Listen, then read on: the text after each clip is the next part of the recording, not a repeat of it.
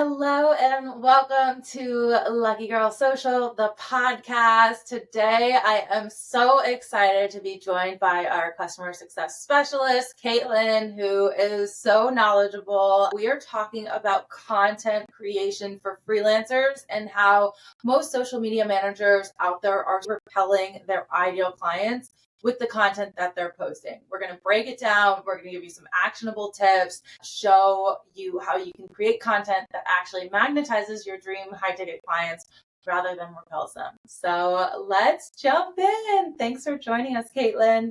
Yes, I'm so excited to be back on the podcast. You guys know I love to yap and I'm always on some soapbox about some topic. Happens to be one of my favorites, so I'm excited. We're excited for the golden nuggets today. What do you feel like is one of the most common ways that freelancers and social media managers are accidentally repelling their dream premium clients on social media? I love this question.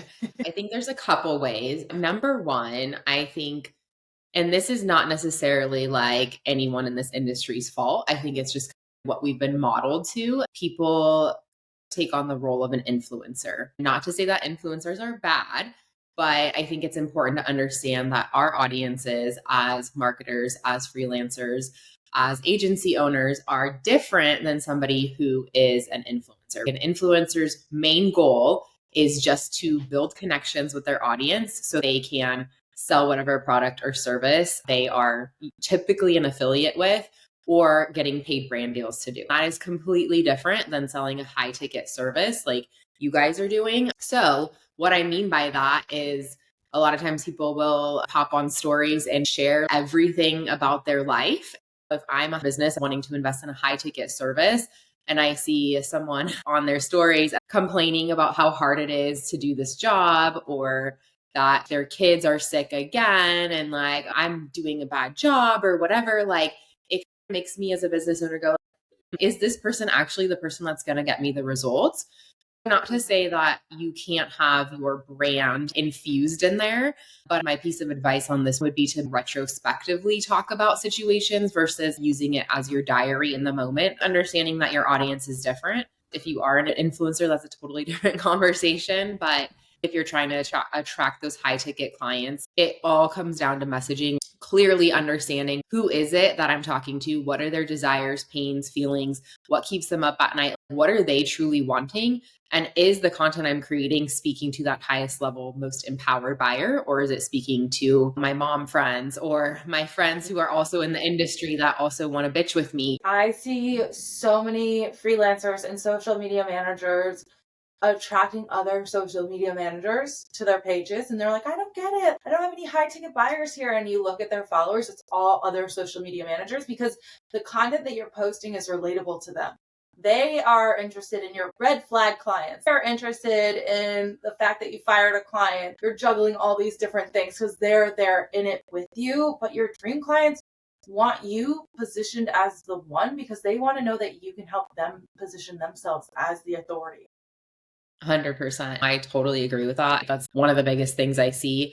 I like to use the term disempowered and empowered buyer. Speaking to the disempowered buyer, the person who can't actually afford your services, or you're just giving away tips and tricks, which again are attracting other social media managers or people who want to do it themselves. An example would be like 5 hooks to use to attract your ideal clients. That is me being like, here's this free information, take this, go and do this on your own, versus if I switch that around to be something like 5 ways we use hooks to help you generate more revenue online, that's positioning you as the authority. You can still give similar information, but you're not just being like, go do this yourself. It's positioning you as the expert so that people want to work with you and know that you have a service to provide, not just giving away free tips and inspiration on the internet. Totally. And I think it all goes back to who is your ideal client? What does their life look like? And what are their goals? What are their fears? What are their pains? A lot of times, one of the biggest pain points of a rising business owner that can pay you high ticket is time. They don't have the time to post themselves. You're attracting people with that content that have the time. They're willing to pay with money or you're willing to pay with time. And those aren't your empowered buyers. So often, like, I'll coach girls and they'll be, I'm getting on all these calls and these people don't even know what social media management is. And obviously, there's lots of different forms of lead generation, or they don't understand the value. But then I look at their content and it's, here's why you need social media management. It's all this convincing of why they need it. Let's speak to the people that already know they need it and how you're going to get results for them, how you're going to get ROI from them. That is a different level of buyer than the person who, we want to speak to the people we actually want to work with in our content. And then that goes through into your sales conversations as well, how you position yourself as that expert. I also think way too often we see people positioning themselves as a generalist. I'm good at all these different things, rather than saying, hey, high ticket coaches, I can help you add 6 figures to your yearly revenue by strategic social media management, organic social media management. Like that, I'm like, yes, that's the ROI that I'm looking for. That's what I want. That's what I'm after. And you're positioning yourself as the expert and the authority to one person, rather than just being like, oh, if you need social media management, I can help. What's going to make me know that you're the perfect person to solve the problem that I'm experiencing? But Caitlin, what do I do if I want to work with everyone and I don't know who to speak to on my social? Yes, Can you answer that? We actually had this conversation within our community and Charm Collective this week where somebody was saying, I want to help everyone and I have such a passion to support people because of my upbringing or my own struggles. I will always remember this from Tony Robbins, an event that I went to, probably Unleash the Power Within. You can help way more people when you are wildly wealthy. You can further the causes that you believe in when you are so successful than being a martyr when you're getting started and trying to help everyone and cut your prices and serve everyone. If you think of the Tesla model, that is so strategic. If you think about what Elon did, he started with a $150,000 car so that he only had to sell so many to put his company in a good place to be successful. And then once he was already successful with Tesla, he's like, okay, now let's release the $30,000 car. And what we see so often is that people believe it's easier to sell low ticket. It's just as hard to sell low ticket, whether it's $97 or $9,000. A sale is a sale. And it's just as difficult, which is crazy to believe, but this is a belief that we need to shift. I'll learn this again this year, which I already know this, but it's like with our low ticket funnel, you think, oh, it's going to be so easy to teach people how to land high ticket clients. And it was successful and it worked, but it was no easier than us selling a $10,000 product. Mm-hmm. I want to talk about what Presley, our other success coach, talks about. And she always says, your niche can be money, which I 100% agree. And all money is green. Your niche can be money. But here's the thing, when it comes to your content, you have to know who you're speaking to, right? And there's different ways. Like I say, you can niche by the transformation instead of saying, I work with mom businesses or something like that. I don't want to say weird, but a lot of people want to niche by a characteristic or a personality trait that they have themselves. I would rather you guys niche with a transformation. Like I help 6-figure businesses generate more revenue online so they can get to 7 figures. You can serve multiple people within that, but you're still able to identify what are the needs, desires, like feelings, like what are all those things that those ideal clients want? And you're not necessarily limiting yourself to, I can only work with people in the wellness industry. Of course, if you want to only work with people in the wellness industry, then amazing. You're going to be able to come up with a lot more ideas and pinpoint what that ideal client actually wants. You have to know who you're speaking to on social. It doesn't mean that other forms of lead generation, like someone comes to you with a referral and they're not your ideal client, they can't work with you. Totally, they could if they feel aligned. This happened to me all the time. I always talk about how on my social, I really only talked about coaching. And I had so many people on the back end that were agency clients because in conversation with them, I figured out that they actually needed more support than just coaching. Yeah. So I upsold them that way, but I never outwardly sold that service because I didn't want to confuse messaging to my ideal clients online. We have people all the time that come to our coaching page and are like, I'm looking for this. And which is a nice way for us to supply our coaching clients with leads. You will get people outside of your niche looking for support when you establish yourself as an authority. And My niche was I help multi-six-figure, purpose-driven female entrepreneurs. I just knew that I wanted to get up in the morning and feel like I was working with friends. And that made all the difference. I was so excited. I loved their content. I was an ideal client for them. I remember creating my vision board and then starting to reach out to those leads. It was so much more fun to work with people that I was able to identify with on that level of being purpose driven, but also they had the money to pay me for my time appropriately. Yeah, I definitely agree with that. And I think the key thing here is that yes, the niche was more broad, but you knew exactly what these women wanted and what was keeping them up at night, what their pains were, what their desires were. It was broad, but that characteristic type of person was easy to identify and speak to in your messaging.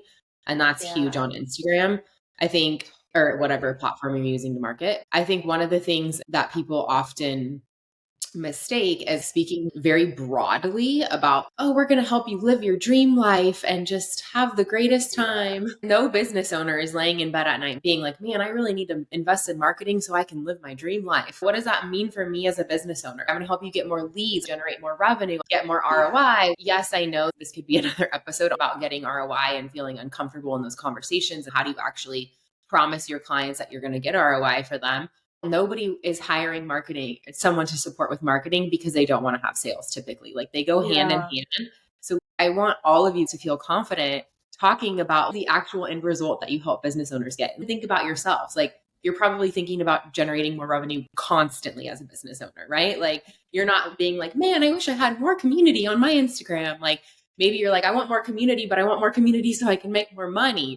Even if you haven't had crazy transformations that you've helped people get in the past, if you have the right tools and the right pieces of the puzzle, you can claim that you get results for people. You can claim that you help them get transformations and help them get more or ROI and generate more revenue from the online space. I also find the biggest mistake is that social media managers, if you're listening to this, you're probably not tracking. We talk about this all the time, which can definitely be another podcast episode, but we have to track the difference that you're making. That's the only way you're going to make data-driven decisions on what you need to do and drive a better ROI, which will pad your portfolio and make sales so much easier than just saying, yeah, we help people with social media management. Talking about the micro-specific pains and the desires. What do they want? What are they going to be experiencing when you take over their social media? Are they going to be on vacation with their family, seeing the Shopify notifications on their phone? And if you can bring senses, like sensory, into your communication and your copy, you can basically transport people into the future, which is going to make them feel so much more attached to what it is that you do. Caitlin and I both love to read.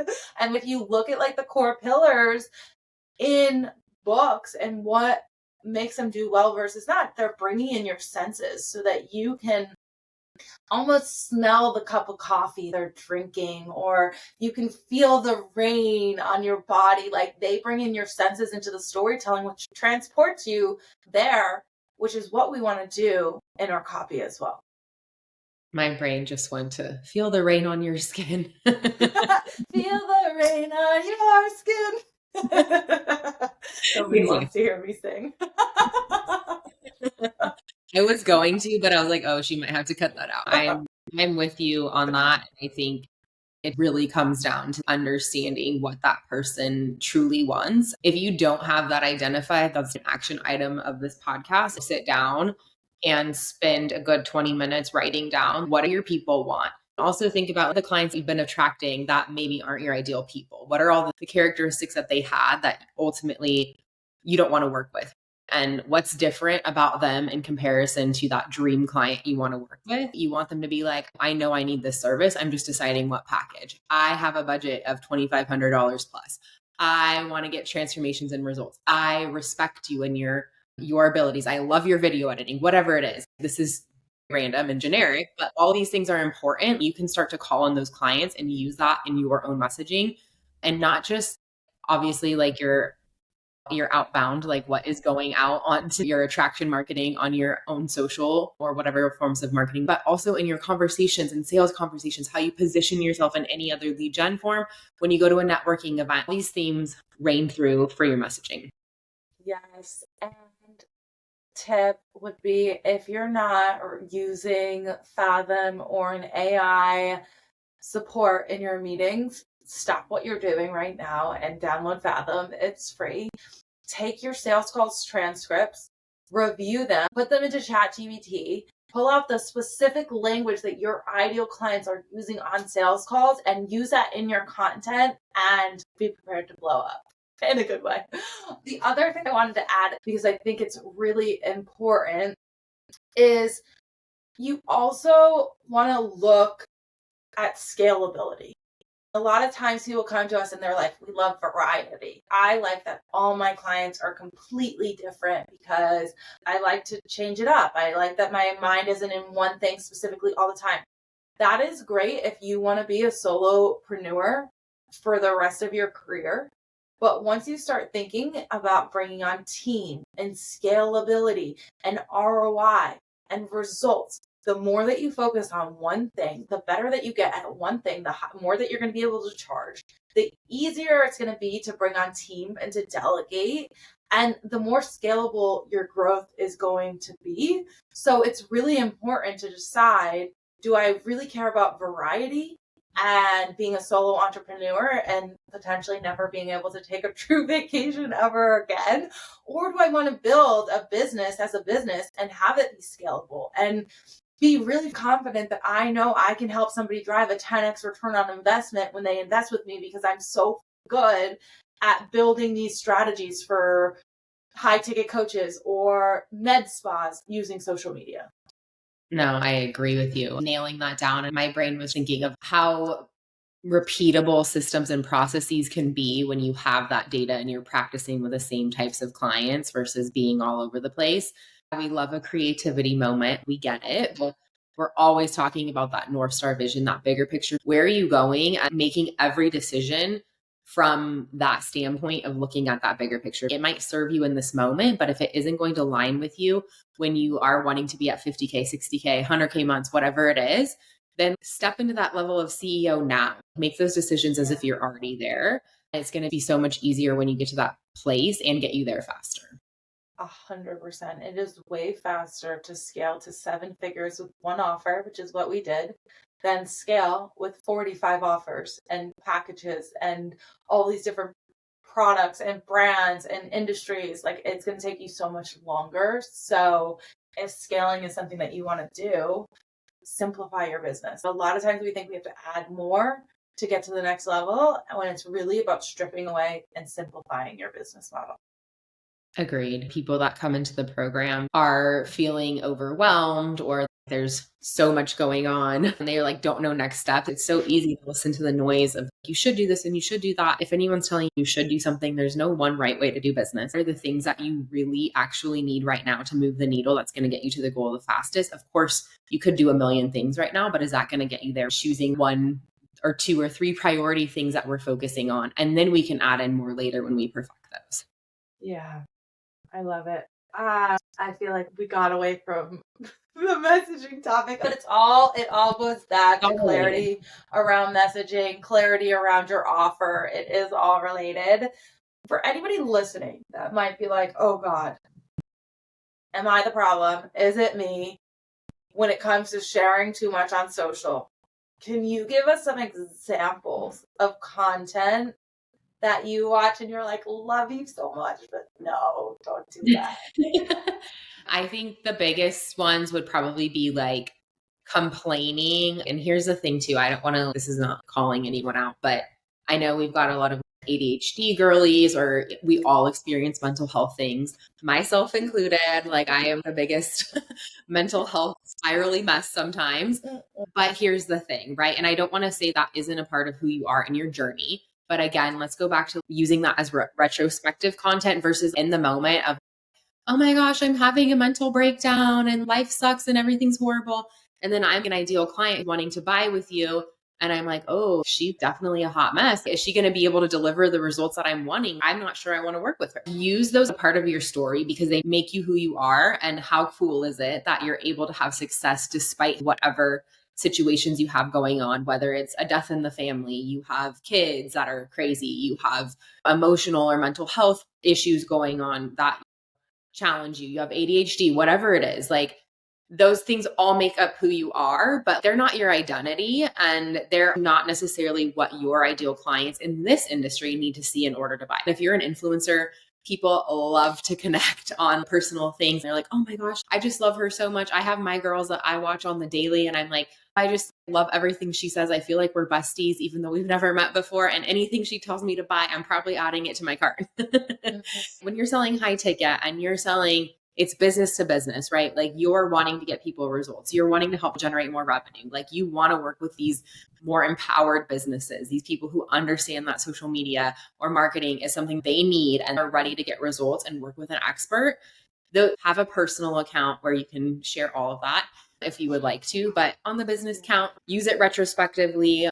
I was able to do all this despite this is why I'm the best person for your business kind of thing. I was just talking with someone yesterday about when you look at the influencer side of things, there are people that share everything about their life. And there tend to be the people who are, they want to be relatable. So they're very honest, but it does feel draining and negative. And hey, it works for them because people have a connection to that. But again, like you are a business speaking to other businesses and that audience is different, understanding who that person is that you're speaking to. And again, if I'm a business owner and I want to invest money with someone who's going to get me results, I want to make sure this person can do the job. There are emotions, but it's less emotional than influencer to random person on the internet. Business to business is like, hey, I'm strictly making decisions to make the best for my business. And yes, there can be emotions involved, but it's less emotional. And it's just like, how do I get myself to the result I'm looking for, which is typically generating more revenue, getting more sales, getting more people enrolled for events, programs, etc.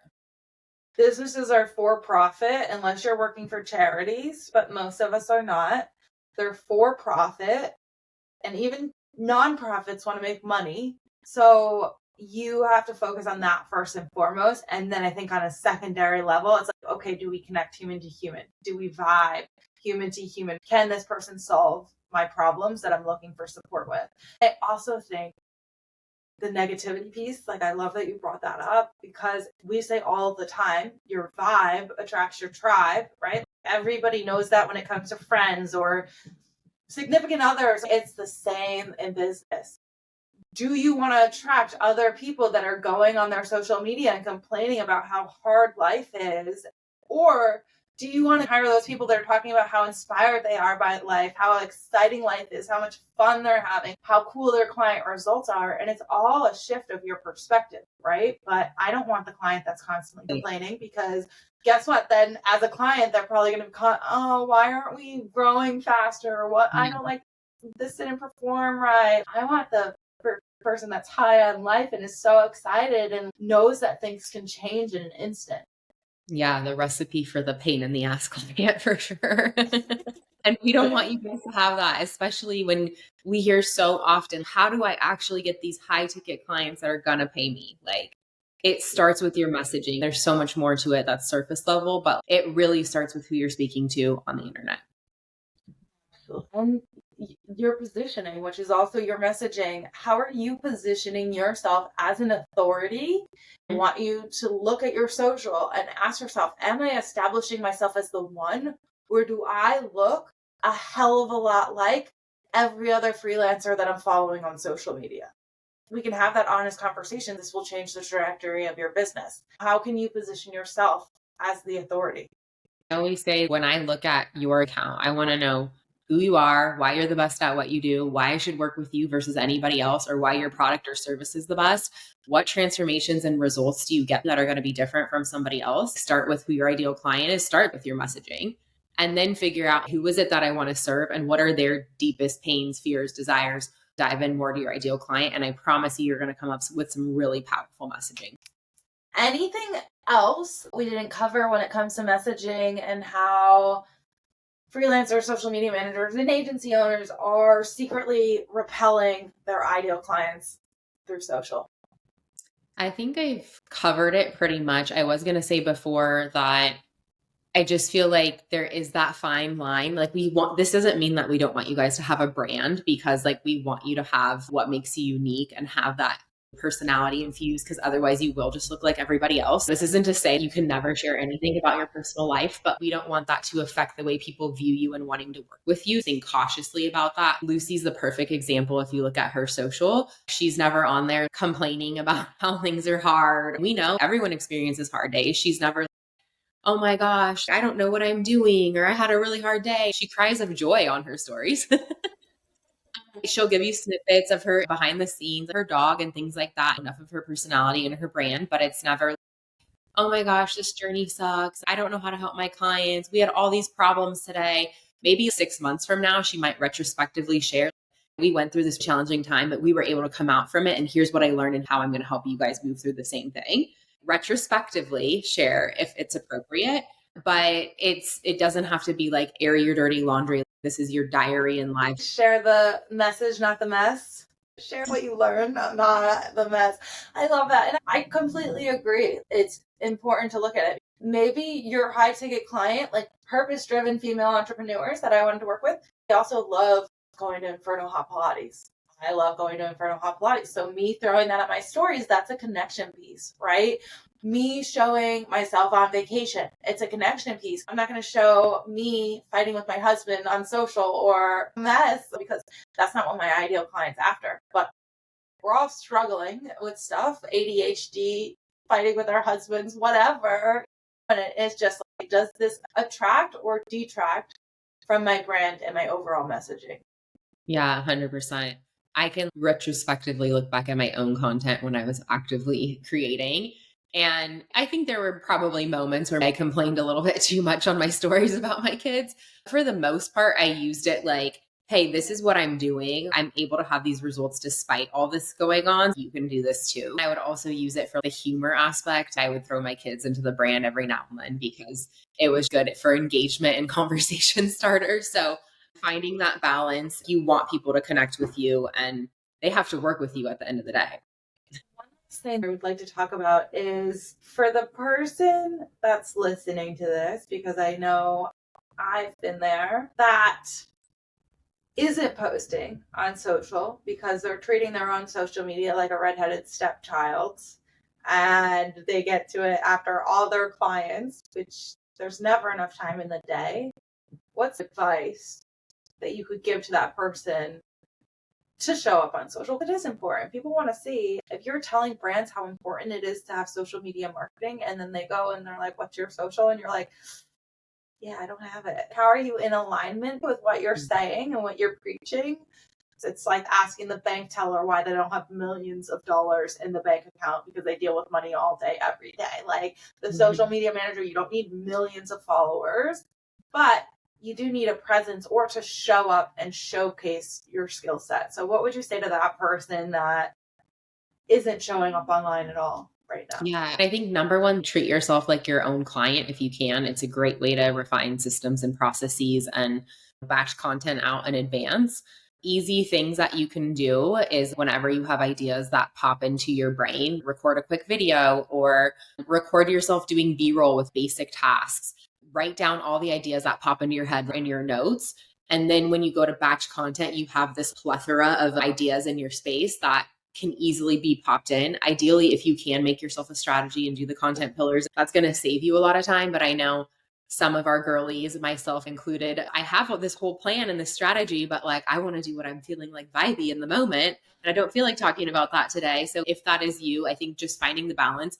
For me, when I was at that point, it was never a matter of, like, am I going to post today? I always knew I was going to post no matter what. It was just choosing what I wanted to and finding my own strategy there. Definitely treat yourself like your own client. If that feels challenging, ask yourself, if I can't even have myself as a client, do I actually have the capacity to take on more clients? Start taking yourself seriously as a client. But also, your strategy doesn't have to be this crazy robust strategy where you're posting 17 times a week and you're on stories every day. Show up consistently. Maybe it's 2 times a week that you have a static post or a reel, and you pop in on stories and share one story a day. Maybe you do a quick poll, or you're like showing yourself at yoga or walking your dog or with your kids, just so there is a presence and the consistency. If that content is so good and it speaks to that ideal client, it can go so far. Less can be more. It's so hard. I always say, like, the graphic designer, it's really hard to do your own branding.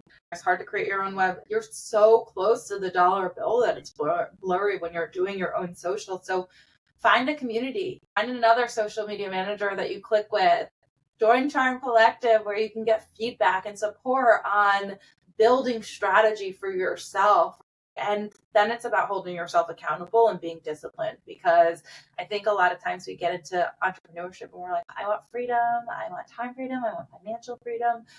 But all of that comes from being disciplined with yourself. And have one day set aside a week for content creation, or do it once a month, whatever works with your schedule. But keep those promises to yourself. That's where confidence is created. And that's where success is created ultimately. So we know it's hard, but do it anyways. Don't break the promises to yourself. That's where the confidence comes from. The like, I can do this. I can keep doing this. Sometimes you have to break it down moment by moment. It's almost like changing the way you're eating or working out. You can't think of what's going to happen 6 months from now. Yes, that can motivate you, but every decision happens in the moment. It's every meal, every day, what you're deciding to do. That's where the habits are created. Don't break those promises to yourself. This feels uncomfortable. I don't want to do this, but I know growth happens when I do the challenging things. Become your ideal client. Yes. That's so important. Go to the gym, eat well, take care of yourself, have fun with friends. Like, it's not to say don't have fun, but just do it in moderation and keep commitments and promises to yourself, and you won't even recognize yourself a year from now. If you can summarize, if somebody's listening to this and they've been making these mistakes, what are the first steps that they should take today? Yes, I think number one, figure out your positioning. What makes you the best at what you do? Why should we work with you versus anybody else? Why are you the go-to agency owner, marketer, freelancer, whatever your industry is? Number two, figure out who your ideal client is and create messaging around that. What are their deepest pain points, desires, etc. Do an audit of your own account. If you were a stranger looking at your account or an ideal client, tell exactly what you do. Can you tell why you're the best at what you do? Look at it almost like a website. If I went to your page for the first time, can I tell what transformations you've gotten for people? Why should I work with you versus anyone else? And what results can you get? If you can't, then definitely think about how can you shift some of that content to speak to those people. Be mindful of who that ideal person is and what you're sharing, finding that balance between bringing your brand and your personality into your content, but not oversharing or being too negative or speaking to things that would repel your ideal clients. And then if you feel like you need any support with any of these things, I can support you, Presley and Lucy, as well inside of Charm Collective. These are all things that we work deeply on. This is very surface level, but hopefully you guys found this helpful from my side. Obviously Lucy too, because she's the genius behind this all. I hope you love this. I feel like there were so many golden nuggets, which is our goal. If you did enjoy this podcast, please leave us a review. Like, it means so much to me. We've been hearing so much feedback on social, on Instagram, on calls that we're having, that you guys are really loving these episodes. Reviews are my love language. If you got a lot of value out of this, I would be honored to receive a review so more people get this content and have these transformations. If you're not already following us on Instagram, follow us at It's Lucky Girl Social. And if you're interested in figuring out how we can work together, shoot us a message and say Charm Collective, and we will talk with you about what that looks like. We genuinely cry tears of joy every day at work because we are so lit up with the people that we're working with. We won't talk to you about joining the program unless we're 110% sure that you're the perfect fit and that we can help solve the specific goals that you're after. So it's a no pressure conversation. Thank you so much for your time, Caitlin. I just adore you.